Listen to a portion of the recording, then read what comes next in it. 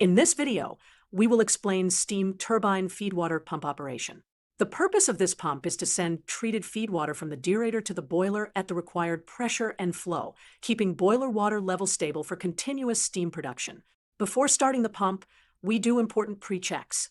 Review the logbook, confirm the pump is available, and check for maintenance tags, alarms, vibration issues, seal problems, or oil concerns.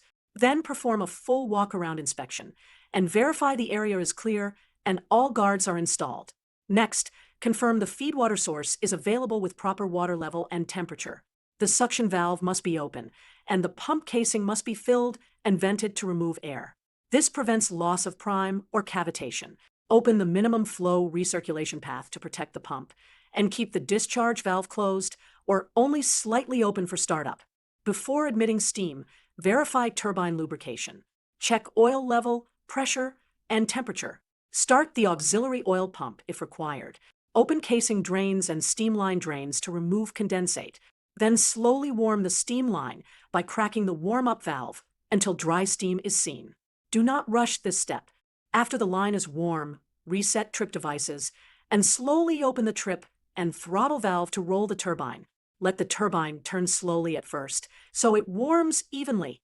While rolling, monitor oil pressure, steam pressure, bearing temperature, vibration, and noise. As the turbine reaches operating speed, the pump begins developing pressure. Verify suction pressure, discharge pressure, and flow. Then slowly open the feedwater discharge valve to place the pump on the header. Set the feedwater control mode. The governor adjusts steam flow to control pump speed and feedwater output. During normal operation, continuously monitor suction pressure, discharge pressure, flow, pump speed, turbine steam pressure, exhaust pressure, oil pressure, bearing temperature, vibration, and boiler drum level. Feedwater flow must remain stable to keep boiler water level safe. To transfer from another feedwater pump, bring the turbine-driven pump up to speed, establish stable discharge pressure, and share load slowly. Then reduce load on the other pump and secure it. For shutdown, reduce load gradually, ensure minimum flow is available, close the discharge valve slowly, reduce turbine speed, and close the steam admission valve. Keep lubrication and cooling in service until the unit cools, leave drains open as needed, and record the shutdown in the logbook.